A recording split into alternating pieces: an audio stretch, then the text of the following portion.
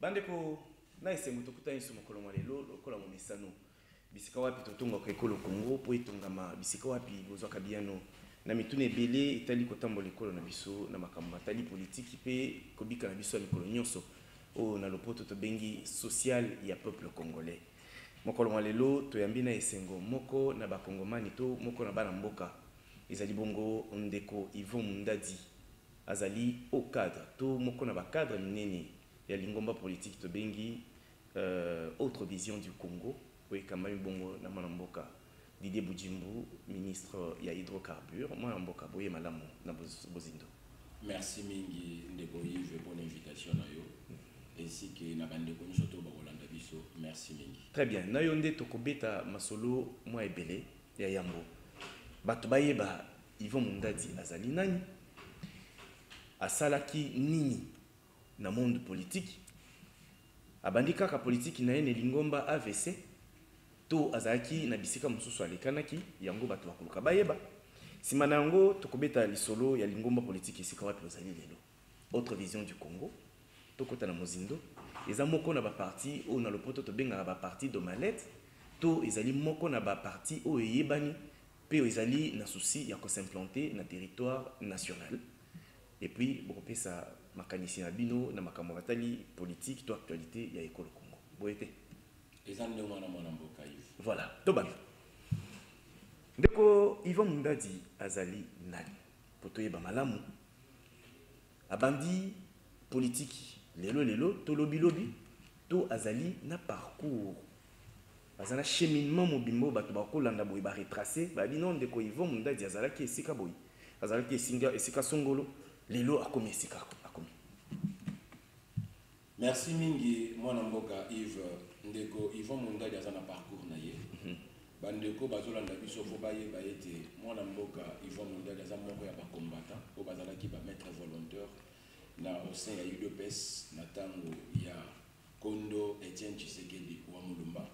Esika ya bandaki politique na ye, je crois que naza mwana ya un politicien au azalaki à l'époque interfédérale il y a eu le BES et si kanini on a eu politique na umeli na boma pembeni ya ba maître volontaire au badaki kovanda na siège à UDPS pour na kokenge la siège à UDPS en ce moment là nazalaki na lolenge nazate nazalaki si jeune nazalaki sportif parce que ni nazabo naza sportif faut déjà banda kana mani ko pratiquer ba arts martiaux nazalaki moko ya ba maître mais membre ya UDPS ya kolongwa esika wana na 2000 na 2000 nde na ekotika lingomba ya UDPS na ke na MLC esika nini na évolué ki pendant mikolo ebele et tango peto tambola ki malamu mingi te na mona ki vision na bango na makambo elika ki zala ki malamu mingi te nde na eko rejoindre lingomba ya oyo babengi démocratie chrétienne ya mona mboka excellence Eugène Diomi Ndongala. Voilà parcours na ngai na bayi politique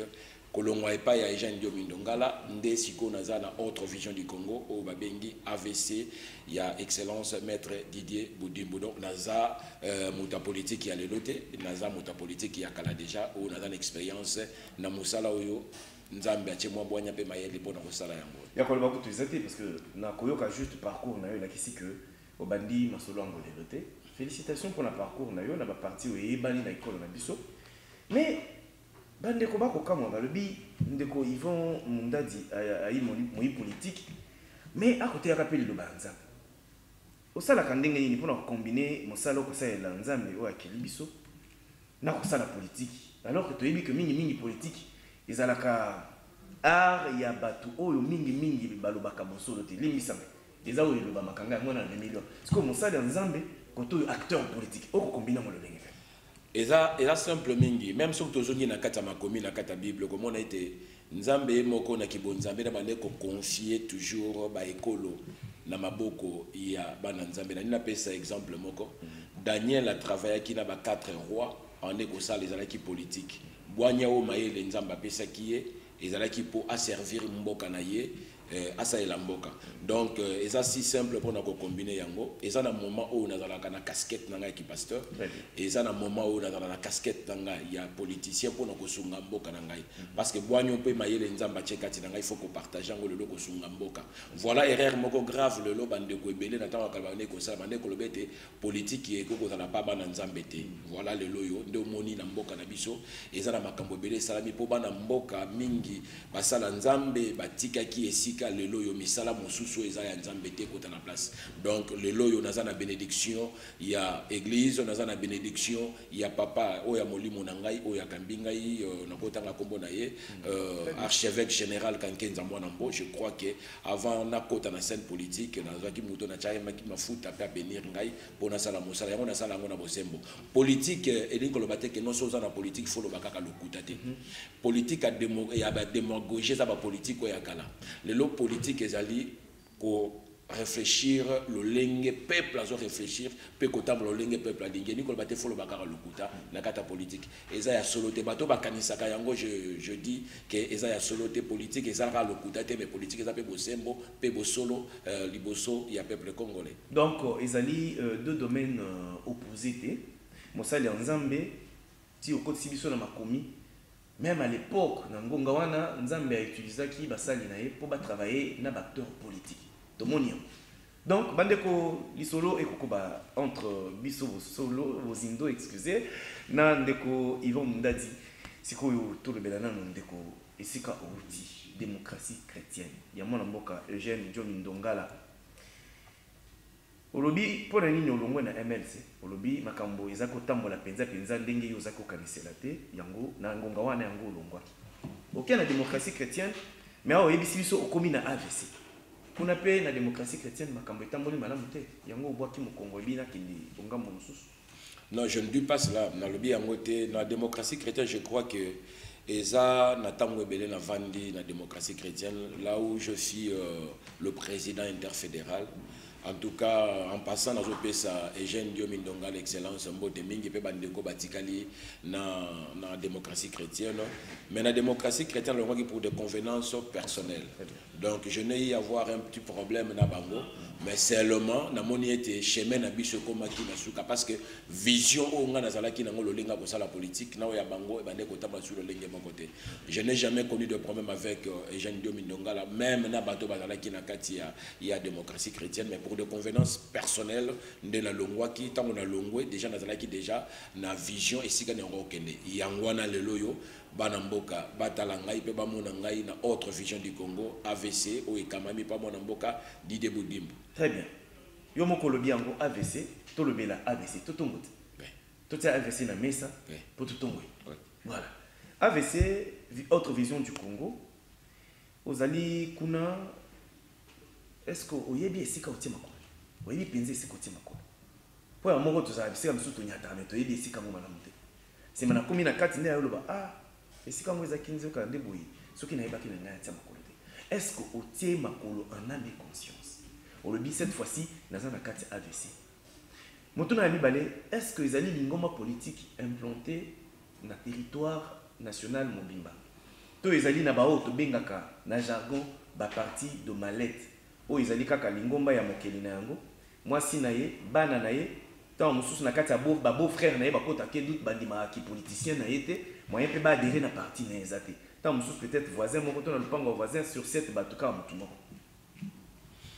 na lingi na yanola motuna na yo na bokebi mingi lolengo lobeti oyebi esika yo tche makolo malamu na lingi na yanola vraiment bana mboka bayokanga malamu na yebi esika nini na tche makolo naza moto yoyo lolenge ya bakongo mani balobaka moto abetaka diale lote mais moto alingaka koloba bosolo. Très bien oyebi soko tali voir même comportement nanu ya kibomoto ya moto azokamba AVC excellence Dide Boudimbo aza moto akimia.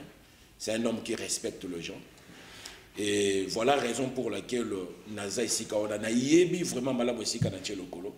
Je crois vision ya AVC na vision ya ngai ezotambola lolenge boko. Donc Naza sur est certain pe nazo confirmer ba lobi na kwa koyebisa batute pour ebisa bango que non. Voilà na yeba kite ici kana lokolo te. Avant de poser cet acte donc c'est que Nazo qui pena ana mes conscience décision ya kozala na AVC après avoir que solo la naïemoko excellence Didier Boudimbo, j'ai été convaincu à rejoindre parti politique au AVC. Pour nous répondre à notre ami Balé. Très bien. AVC est parti malette. Quand la mingité AVC qui ça 5 ans d'existence n'ango. Mais AVC est parti et soukaka ici comme côté. Prenons l'exemple comment on a déjà passé siège Nabi Chezali. Je crois que nous sommes presque en face, il y a Stade de Martyr. Ce que outa nangambo il y a Pont Kassavu bozo mata. Donc na gauche na biso eza isidé et na droite na biso bureau à FPI biso toza na quartier des partis politiques. Parti politique. Toza na katika tiwana. Okomona pano moko munene le président ya parti za mopandi pe mokonzi ya mboka zaliwana. AVC eza ka parti eza ka na kata Kinshasa te. AVC eza presque na ba province nyonso tout.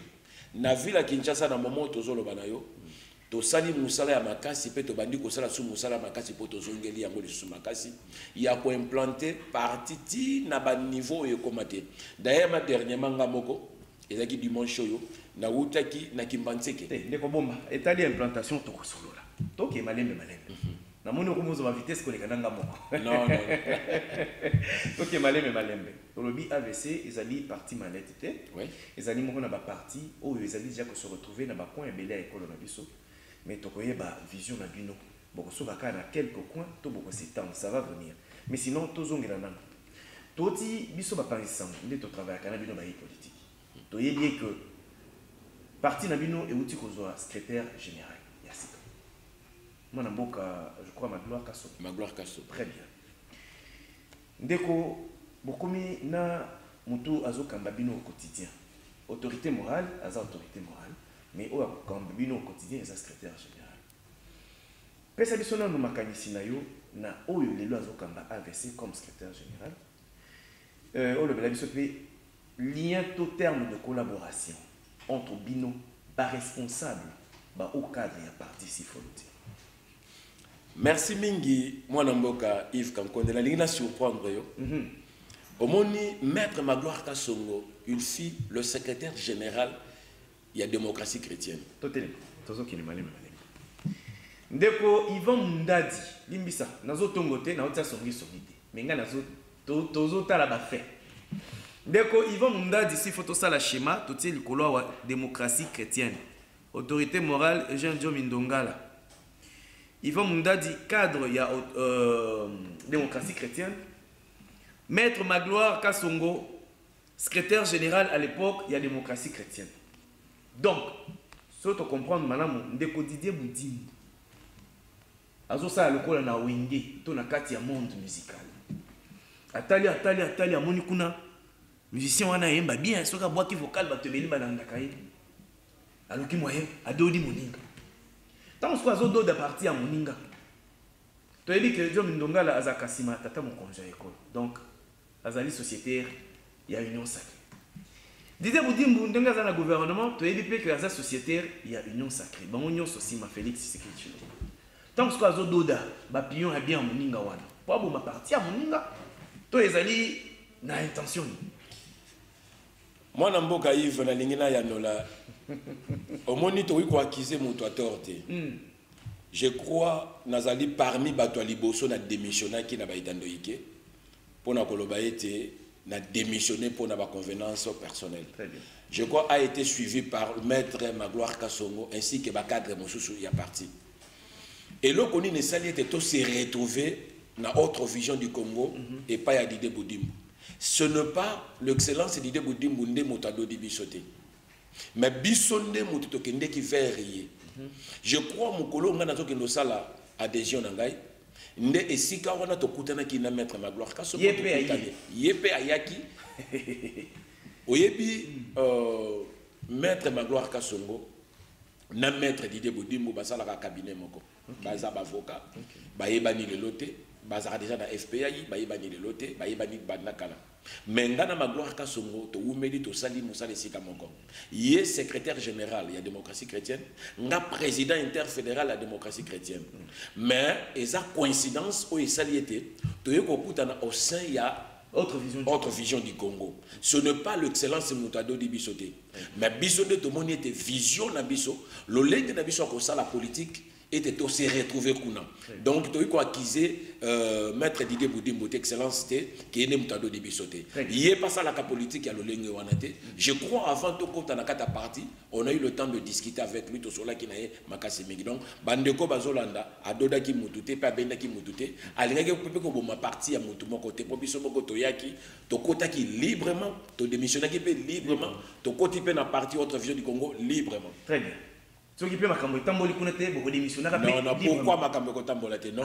Mais tant que l'on soit bandit, faut imaginer plus sur non, mais là, comme monsieur Zalana Souka, on dit, oui, puis nos bateaux, Bapandisa Kobopusa Kabiso, Nakati Poto Bimisa. Mais je ne suis pas là pendant le baba raison ou et pour ça qui biso to la démocratie chrétienne.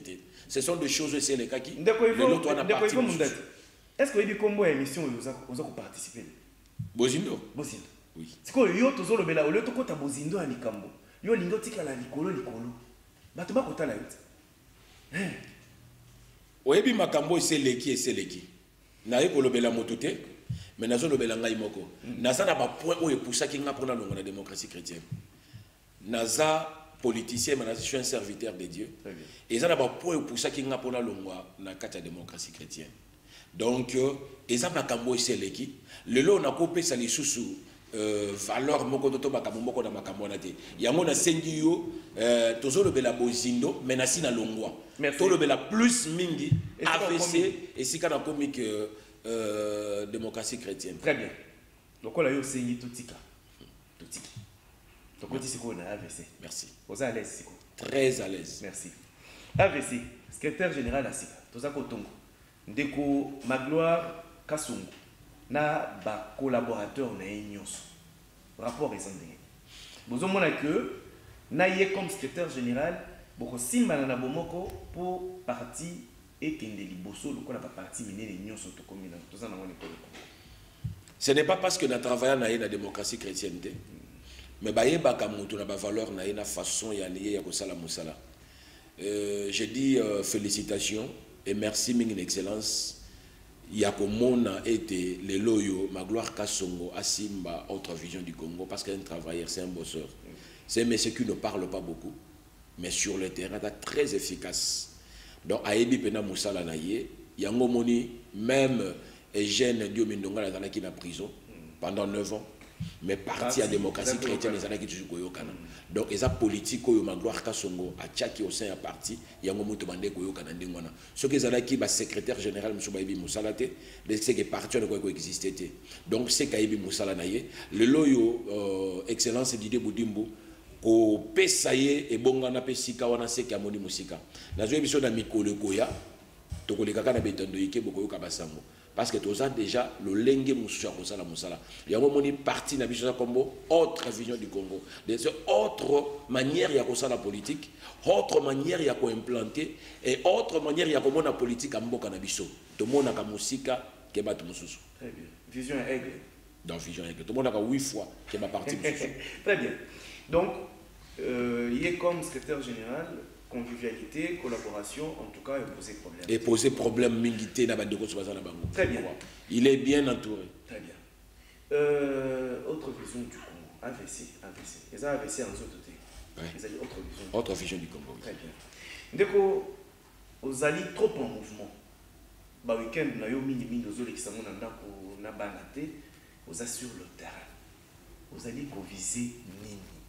Et c'est quoi pour vendre na maman na bana week-end ou ta la makambo wa famille yo za ko tia tangwana na profit ya parti politique na yo to le baleti dimanche passé aux akina tiango kama songi sangi na caméra izaki simano wana ezolanda ba mouvement na onyoso pona eba ki fala tout ça na émission semaine ozo ko landa ni nyoso wana pona na lingi na beta moi c'était moké ko ebisa ba politique nyoso tout au cours de la cadre na parti même politicien. Premièrement, il faut dans la rassembleur, il faut dans la mobilisateur. Très bien. Voilà la raison pour laquelle le Lengue parti Ezali, au épine de Koïv, Tozali balié à UDPS, Tozali l'on a 14 à Union Sacrée, nous sommes censés, en 2023, il y a sa majorité, pas à président de la République.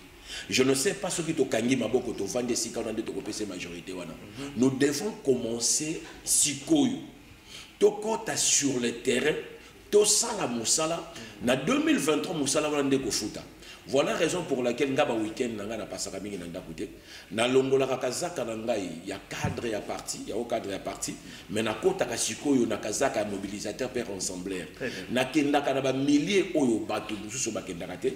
Je crois pour votre information dernièrement na uta ki sous quelque part kaka na changu mais dimanche uti koleka na kendeki na changu. Pourquoi na kendeki na changu na kendeki ko sangisa ba mama ya masina ya côté ya rai ko pesa bango ba bassin na foire commerce na bango ko yebisa bango te biso AVC toza na bango elongo mokonza mboka aza na bango elongo abosa ni bango te tozo sala musala wana.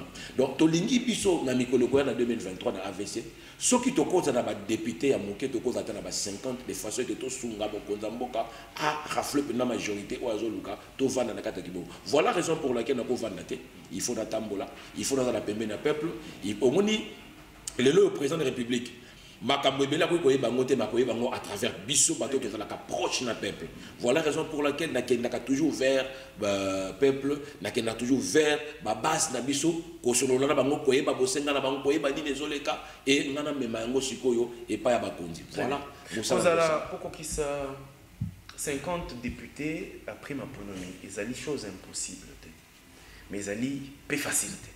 Toyebi na koyeba configuration actuelle ya scène politique na biso eza facilité et cause uta kaka na musala justement ndingi boza kata ko sala. Est-ce que mobilisation ngo na sensibilisation et bandi kaka week-end passé to eza musala oso bandaki déjà to esui kaka dimanche passé to bozo ko projecter ngo économiser ko ya biso. Voilà de ko Yves na ko biso eza musala to bandi sikote. Je crois dernièrement bato ba mona ngene ba tano ko to uta to ko ti banseleti maluko. Donc, toujours tambola, toujours sensibiliser le peuple congolais, toujours mobiliser Baïmoka, Baïete, AVC, Eza Sima ya Mokonza Mboka. Eza Moussa le bandit de l'auté, Pesa Moussa le Kosuka le loté. Et Kosuka Peka en 2023, Eza Moussa le continue. Donc, Sala Moussa la wana pour les lots. Oebi, les lots bandit de Komususo, Bazala la tendance Moko. Il y a bande koloba bande comme si on entend la combote pour n'appeler ça bango si c'était ba mesana koloba loba mingi ba mesana koloba loba mingi et ça na lelo na kata mboka na biso na ba président moso ba benga ba mibenga ke no ba président élu ba président élu et ba moso ba benga o toza ba soldat du peuple alors que toyebi était mokonza mboka sakaka moko excellence Félix Antoine Tshisekedi Tshilombo le garant de la nation oyo biso lelo yo tozo soutenir vision nae à 100%. Ndeko Yves oyebi e ane loko moko bayimboka bayebaka mingi te moto yo avuzoli nguba bilanga nyonso asilisi yango ezalaka pasi mpona moto yeko balola mabele po abanda kolona esika. Voilà mosala tozosala lelo.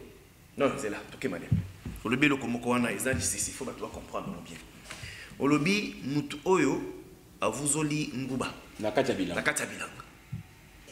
na mutu oyo akoyana sima na ye pona kobungisa bilanga pe alona ye akozala na musala makasi koleka mutu avuzoli. Oui pas ni na lobi ndenge na pona nini na betando ike bato bele baleka kabasa toujours na ba comportement koloba pendant 2 ans gouvernement oyoyo ezo sala nini alors tu ebi que na régime passé ezalaki régime oyoyo bazalaki na kata bilanga babana ko diriger mboka lokola bien communautaire te lokola bien moko privé o ezaki ensemble ya bato o il fallait que la bango ba régner mais lelo na régime oyé eza régime oyo bandeko yo bavusula ki nguba nyonso to bilanga so etikali polele. Alors biso il a fallu to ya lelo na régime oyo na gouvernement ba wario to banda ko bongisa mabele to lona nguba to lona masango ebima na miso bato ba mona yango eza musala ya mokete. Donc to sala coup attention te na bato ba lobaka te. Nous sommes en train de travailler durement de façon to répondre na batata peuple congolais. Batata peuple congolais ezali nini? Eza social na bango. Eza leloyo faut baza na misala ba futa maka. Eza leloyo petit commerce oyo bandeko musu ba komosa la lelo ezonga na bana mboka. Leloyo mustazo kende musala afuta mambongo na ye.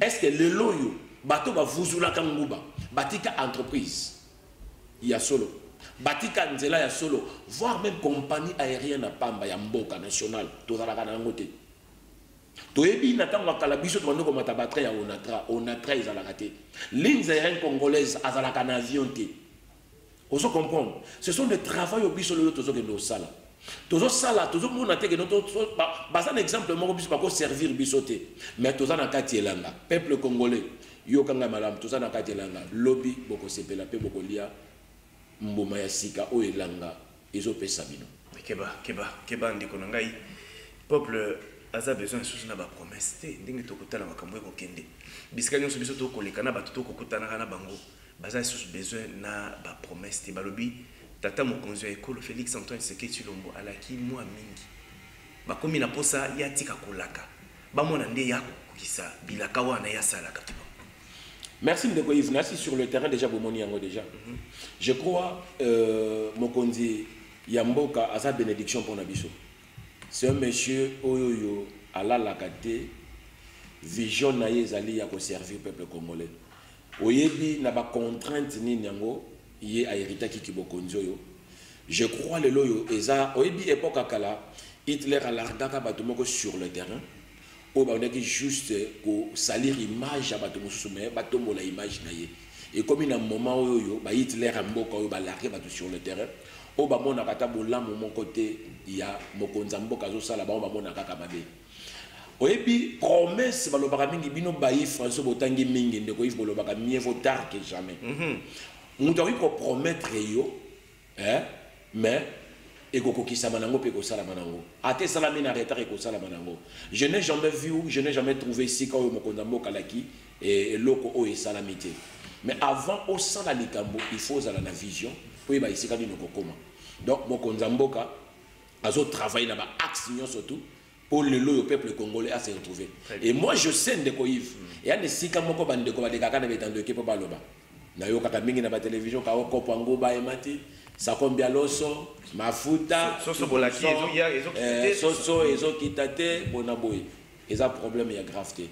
Mais to bandi déjà na axe moko je crois oyo moni, les loyo, mutu moko ça la sous débattre sur le problème il y a babier avion les loyo au moni tout le monde est à l'aise à voyager à l'aise les loyo toto qui n'a pas axe mususu pona kota na bozindo te na kozela mutu na pona ke noloba eza promesse te na yebi et lokoni les osala na mboko yo pe Antoine Félix Tshisekedi Tshilombo ko surprendre le peuple congolais na mosala yo sama sur le terrain. Ndeko Yvon Mundadi, est-ce que yebi que union sacrée bozali na ennemi permanent Ezali Ngonga.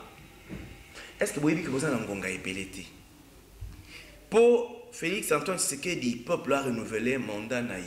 A passé sous chance à Kumba Ekolo pendant 5 ans sous. Et qu'on dépendre na bilan naïe. Bilan, c'est-à-dire la réalisation et la concrétisation. Ou que la arme, na argument ya représenté na peuple. Botala Ngonga na zui na saliboui. Na suki awa te. Merci mingi mwana mboko epi ke mutu na mona sepeli nango mingi. Donc nakoyoka yo elinko loba ete na ngonga oyo mokonza mboka juki bokonzi ne jusque là bato bazo mona salelo comme côté. Non, moi je vous dis. Dengue adversaire na bino ba ko présenter bino. Ba adversaire ba politique na bino ba ko présenter bino neti musali lo côté. Ba adversaire ba ko mona lo comme malam mingi te. Tu te souviens encore na bane ou sur le Canada wakala combat ya Dina Foreman. Foreman na mona ki Foreman na mona ki gabarina taille na ye na loboko na ye a okoisa Ali KO facilement. Mais Ali a beta kaye na technique na intelligence. C'est ce que mokonza mboka zo sala ba ko mona lo kamala mte. Nazonga moi si maman muke. Zonga ndeko. Le loyo soki bato bazo mona ba réforme tena be forme mokonza mboka sali te seka ba meke mamabe. Nazoke ni na point moko. Na bandi na yango. Na lingi bato na songi na bato ba na tso bitando ikeba loba.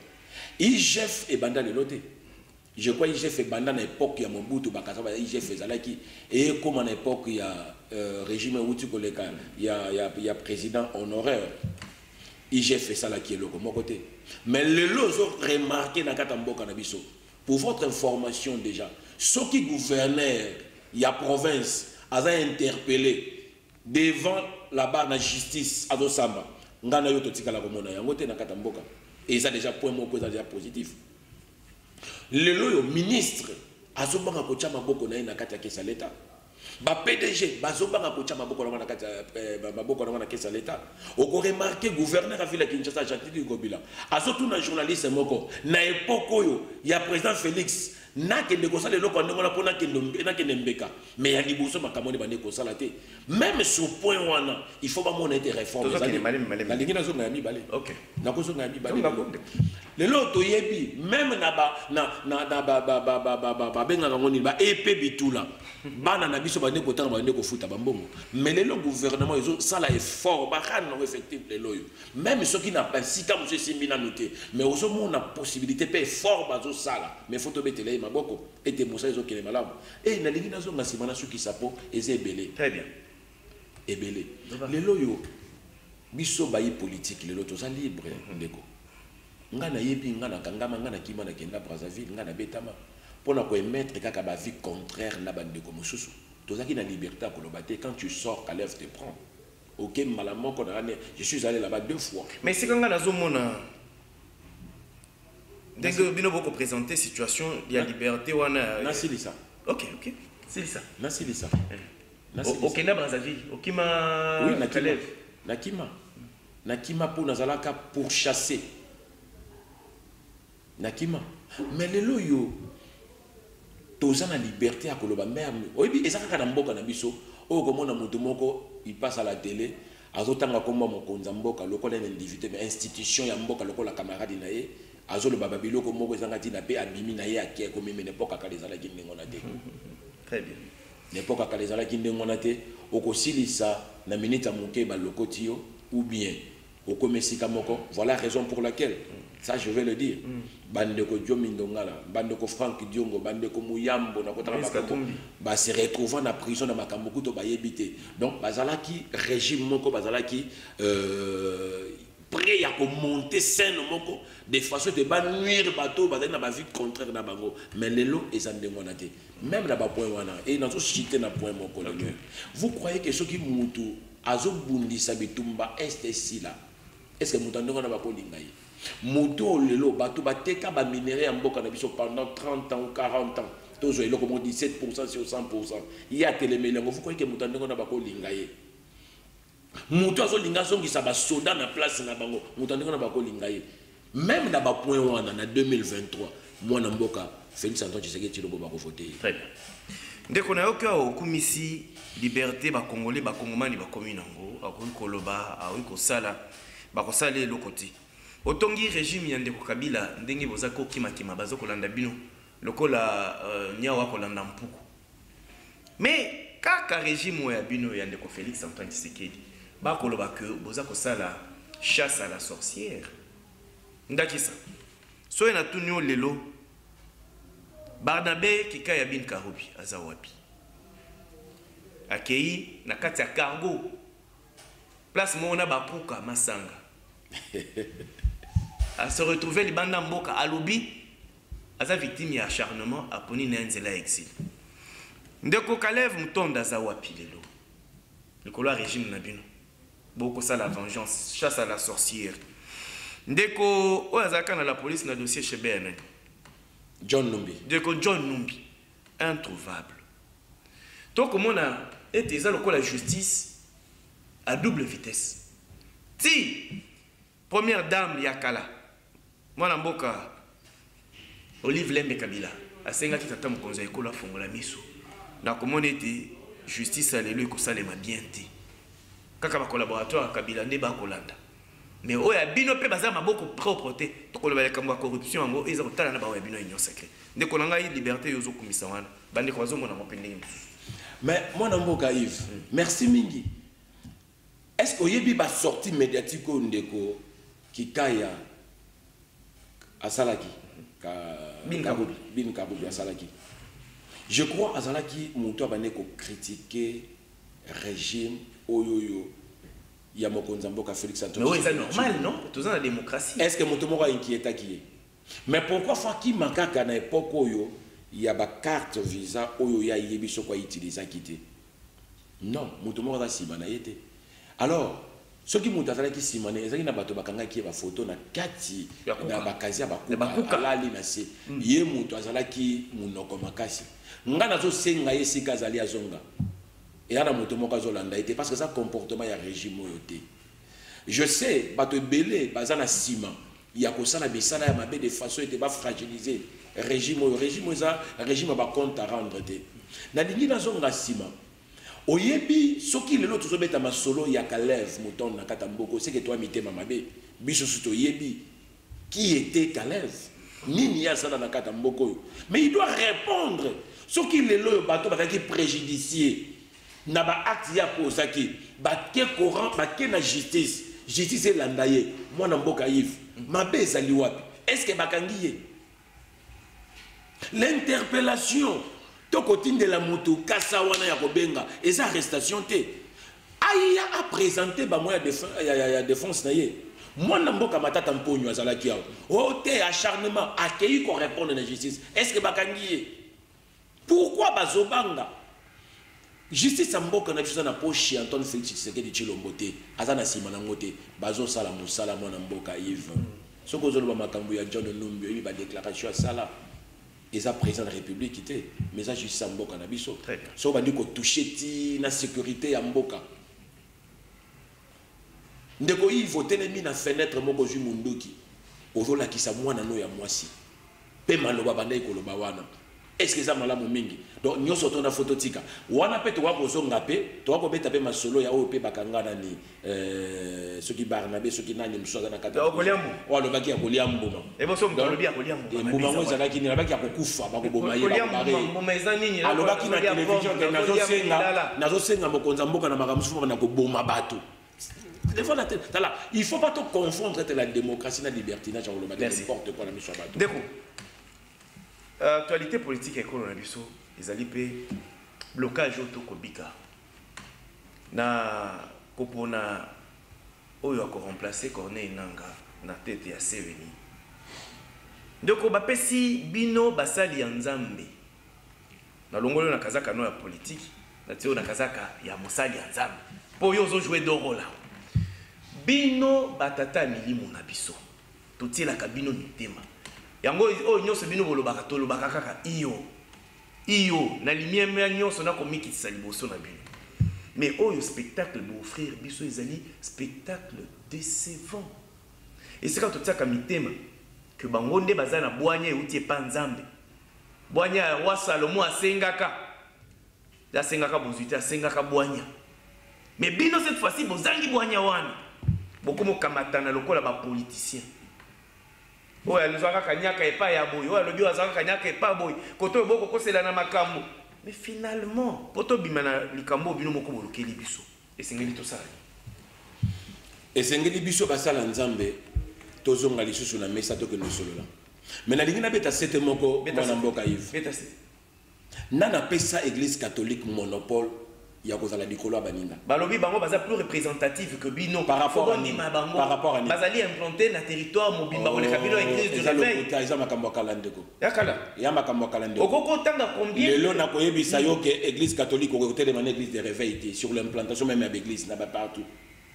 bien sûr que oui je vais confirmer le sur le plan organisationnel sur le plan organisé donc au monde église catholique etikala lokola mythe oui etikala lokola mythe oyo ba excusez nga terme on a ba supporter ngai lokola cocu moko boye mais na kati nango makambo musu ya malamu ya bebele za na na kati wana c'est ça le mal placé comme wana bana charte na bango oyo il y a de préalable na ba loi o bakona na kata charte na bango bakutani basololi oyo azamokambe ya Senko ozo représenter catholique abimi na télévision le que non il y a eu de menaces oyo muto moka prophète nani toyebite bafandi bakomi na tango maponami po bayoka na basala musala sur 8 confessions religieuses oyo lelo mokonza mboka to mboka mobimba ekolo na biso bapesi bango chance ona na mayele to vandi to zela bango boye sur 8 bandeko babandi musala bokomi na katikata butu bino molobi ke non erekeleki po bomonique bato bino boyaki na bango et comme na position il y a faiblesse bango ko lekate bandeko bazosala mosala bobike non RLeki alors que bovandaki mpo posisa mosala botindi bato baboma mwinda batundi bino bozobengana tobengani bino bokende il a fallu mosala continuer bandeko na sur 8 confessions religieuses bazala kaka na voix moko bandeko na babimi bango surtout bake basali o bakosala babimisi mwana mboka wana bino bato mibale botikalaki boye bolobi ke no biso sepeli na yete nazo senga bango preuve ya koloba est-ce que tokende mwa malamu moke ndeko na biso bakanga ngo imolunda ake kolomoko te na président honoraire et pour ça qui problème pour ba voter ya la président ya seni o non pour ndeko kadima aza munoko moko na président de la république. Est-ce que ça a raison? Est-ce que dans mon côté on vivre par bas soupçon? Nan yango le bik église catholique aza likolo abaninga et nan yango le bik SS aza likolo abaninga. Non. Ce qui les loyaux salami par erreur na bango moko. Ce qui ba vanda qui ba procéder qui na vote de bango ndenge ngoko senga. Ben nga ba bibisa déjà moto. Mais to vivre par bas soupçon te. Église catholique peut imposer ba to ka kalika. Mais voie de sortie na charte na bango bazaka ka bango surtout ba na vote ndenge moko. Oui. Ce qui to bina ko na loi ya majorité. Le loyaux bazakutu baza na droit ya ko. Mais sortie voie de sortie ça dit. Voie de sortie ezali banganga nzambe basala nini pour banganga nzambe baza bato yo oyo bayi politique bakopesa bango leçon te. Église faut ezala modèle. Église eza po bato babongo la mitema balanda mais soki église comme bato bazo exhiber babiloko mabe na miso bato za malamu mingi te yango na sengaki abe shole na sengaki dodo kamba na sengaki bato nyonso tourna soki pona kozonga su bazonga su na mesa basolo la malamu lelo yo bakopesa lelo yo gouvernement en place droit ya kozonga na article 70 ya constitution mboka na biso oyo yo biso to combattre pendant beaucoup des années pour glisser ezalate que l'élection dans en 2023 mais blocage zo wuta na batoni ni bayi ya église lelo soko tali lelo na kati ya baitando ikena ba rebabi que non mokonza mboka za décision a longola makambo na maboko ba confession religieuse bazonga ye moko apona ouwe place ya église za wapi.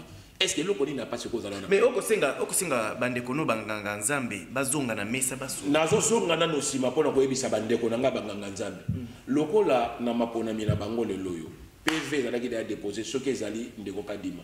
Pourquoi ba vivre na soupçon batiki les places à la mosala ba chata de fils moko da sima. Mais esika ezo tungisa yango wana kombo wana kadima. Imaginez numéro 1 ya ekolo Tshisekedi. Oya komona président a CNI Kadima. Bango eza Kadima ndezo tungisa. Yo zo senga bango bazonga na mesa basolola.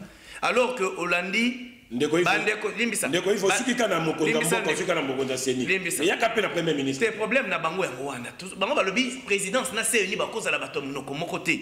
Bon wana ko critère wana seko yaki. Mais Hollandi bien balobi po makambo ekende liboso malamu totia bakombo misusu mais Kadima balongola yi. Wana ba missioni na ba katoliko balobi bungu. Mais ok, on gambo ya bino église du réveil ya Congo Dodo Kamba alobi biso tozali 6 bango bazali 2 sur 8 tout ça est la loi ya majorité. Pour charte na bango elobi bazali na 2 modes ya désignation. Mode ya liboso ezali par consensus. To vandi to landeli ba critères to éliminer to yokani na liloba moko to bimisi ndeko tel. Kuna yango nde batelemeli balongi te. Mode mi balé lokola charte et koloba article 17 na 18 et kolobela vote na vote ezalaka démocratie nombre ndéleki mais bakomi na étape à vote te ba catholique ba se retirer na ba mission bandeko 6 bango bakeko voter bazui 6 voix ba pesi na ndeko Denis Kadima mais bino bokokende na PV ngo ndenge nini po na kati ya charte lobby président na vice président ba signature na bango ndeko eko valider procès verbal que omoni esika kwa kezali yango wana omoni mwana mboka Yves je crois que j'ai eu le temps de discuter un peu dans des comos ya ICC na yebisa qui na lobby le lobby surtout ça la sonne c'est un petit problème au bako résoudre ce qui va gagner par consensus je crois par consensus déjà ils a qui na moi débat mon président qui wana ce que tali ndeko bon va présenter que je crois que Cyril et Bokoto Nandeko Malonda Rossa Malonda non Rossa azaki sauté parce que Kankeza kombo ne pesa la ki wana ah d'accord comme on est avec on a peine de comment quand mais sur le plan consensus hein, je crois que ma valeur na ba qualité il y a bateau dans ce simba quitté ndeko kadima ce que tu ni bandeko il y a SCC na katol bazo reprocher nini parce que kaka na kombo te balobi azalaka conseiller électoral na présidence n'est pas Félix Tshisekedi nana ko prouver yango c'est soupçon que mais pas ça na preuve te et ça ba soupçon ça biloko ba ils ont monté pe fondé est-ce que ndeko ya chole asa na droit ko sala ba sortie médiatique église a le reflet de village église ça là ici que ba sala ba spectacle était ya ko kabola batuté mais l'église d'aujourd'hui ngo ça la division taba na mboka et le place na zo mona mabe et toujours procéder sur la biso moko peuple congolais de l'eau ce qui bango bazo ko katé to kebisa bango batika biso moko to kende mais moi je vous dis je crois que solution calamité ko très bien tozonga amboto soki sa lisolo alelo na vote bandeko dodo kamba déjà ba vota qui déjà OK parce que bango ezalaki ke bazala ensemble bango ba moni ke ba ko échouer sika wana ba bomi minda ba bengani bango faut tout na bango pourquoi ba bengana ki bango tozoya ndeko tokesi koyo blocage côté ya bino ba politique olongwe yo côté ya lingoma na bino bakanga nzambe ozongi isko côté ya ba politique toza na union sacrée la kisi que mingi likambo il faut bokende na direction moko pona ko soutenir tata mokonzi ya ekolo et comme pona kotinda ba délégué o ba ko siéger na CENI na kati ya ba parti politique toyebi bien position ya FCC babi bango bazotala l'église soki l'église ba yokani bango pe ba ya déposer liste na mais ya kokama na kati ya union sacrée bandeko ya ensemble o bazana ndeko Moïse Katumbi bazu position bango ba boyi makambo ndenge zo salema na kati ya CENI na processus de désignation union sacrée ngo ezali nango façade ezali nango semblant boza ko distraire peuple to boza na vision moko bozo ki na makambo ndenge moko to ezali système a que batie ngombe na kati ngombe azana na patte 4 singa moko eke na gauche oyo bakilingi na droite basi lingi likolo à gauche ya sima na ya droite à sima mais tout que démarrer eke na sens opposé ngomba ko panzana et ko profiter na nani merci mingi mwana mboka Yves est-ce que union sacrée ça ka ensemble ezali pe moko na force eza moko force pourquoi ensemble a joué position wana nde motunanga na kutuna osiko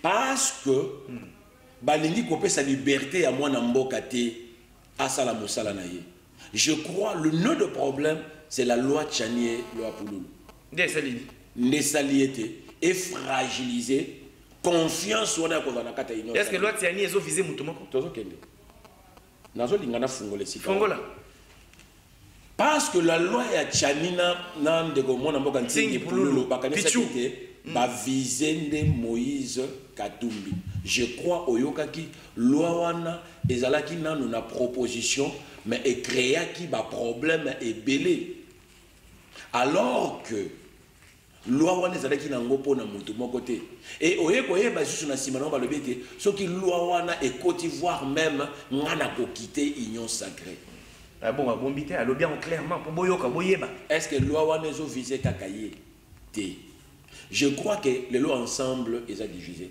ngana zo biso lelo eza na bato baza pour eza na bato baza contre mais yo kangani na zo ba no lelo na kata itando je crois que ensemble mokolo a kozwa décision ya kolonga nenyo saka ko sala erreur moko ya grave ya makasi ya koleka bango moko ba yebi yango o to ko lo bato sala grave pe na yebi so te même makambo so le ensemble na kolonga ke desika ba côté parce que na ba réunion na makambo bele to so kutana bango to so solola to yebi o to so solola bango et union sacrée to za toujours na bomoko peut-être là moi certaines divergences et ça na kati mais to za toujours na kata bomoko mais ce qu'on a dit na poser question moko na biso na ensemble na union sacrée to so lukanini to so luka bien commun ya peuple congolais pays na biso que après 61 ans il y a indépendance pays ekoli to so kende wapi lelo mwana mboka Yves lelo soki mwana mboka Katumbi alobi était non voilà le bokonzi à Félix Antoine Tshisekedi Tshilombo ngafona sala bona sa bache babato dans le roue to lobi que OK Félix Tshisekedi a BBC au moins 10 ans sans ça de lokomoko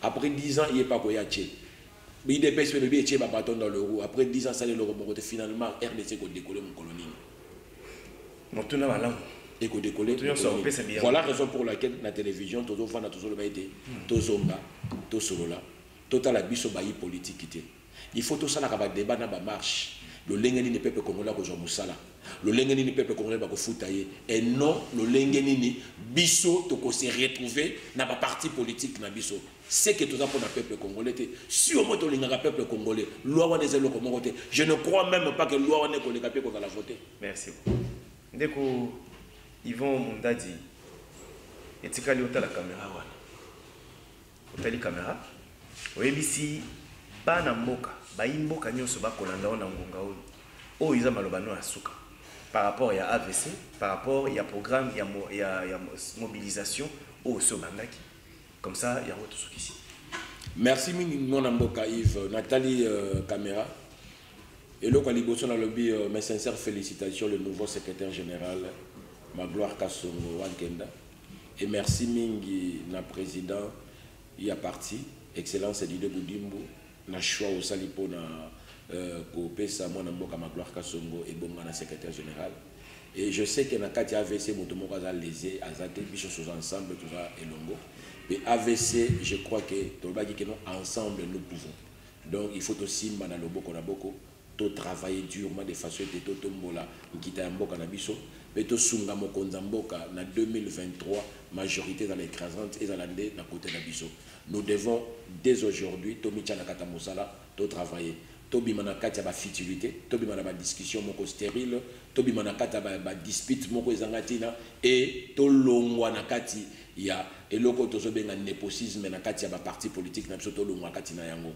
to sunga mokonza mboka za wana pour éternité de pouvoir mon côté dans le monde et tika la éternellement lobi ko za la yo to ko peso pe maboka pe mboka Congo te de liboso pe merci na Kin 24 merci pe na yo moko de ko Yves ainsi que ba réalisateur et émission une opportunité pe privilège au pesingai je sais que ça le lot et za pe moi la soukate je crois que dans le kambala sima merci miki toto ndeko tika to lobete et c'est ko vandi wana et comme pekiti na yo. Merci. À chaque fois, ma beaucoup d'ambition est appelée l'émission Isali Abino pour y communiquer. Merci. Bon ça là, le col ndeko Yvon Mundadi, bobenga, bokoma, bo solliciter, bokoza plateau yo. Ta nengi les solutions beta makitoko, to finga raté, to tongo roté, to gange la rabatoté, mais to kabola ramakanisi. Po bino pe boza ndenge ekolo ekotambola. To yambaki pona bino mwana mboka Yvon Mundadi, azali moko na ba cadre nene. Nakati ya autre vision du Congo, lingoma politique, il y a mwana mboka Didier Boudimbo, ministre, il y a hydrocarbures, sociétaire, il y a Union Sacrée, Nzinga, il y a Tata Mokonzo Ekolo, Félix Antoine Tshisekedi Tshilombo. Deko totondi ondengo yaki. Merci Mingam d'appetit bino merci. Voilà. Oye tikali débat est continué na ba salon na bino. Pona ndeko Yvon Mundadi tobeti masolo ya lingoma politique na ye, tobeti masolo ya parcours na ye, tobeti solo ya Union Sacrée. Paix, actualité politique, accès autour, il y a désignation, blocage des alliés autour de la désignation, il y a ma membre, c'est venu. Nzambe, batele ekolo Congo, pesa, boigna, pe maïle na bakambi, pour basser à peuple. Donc, tu as une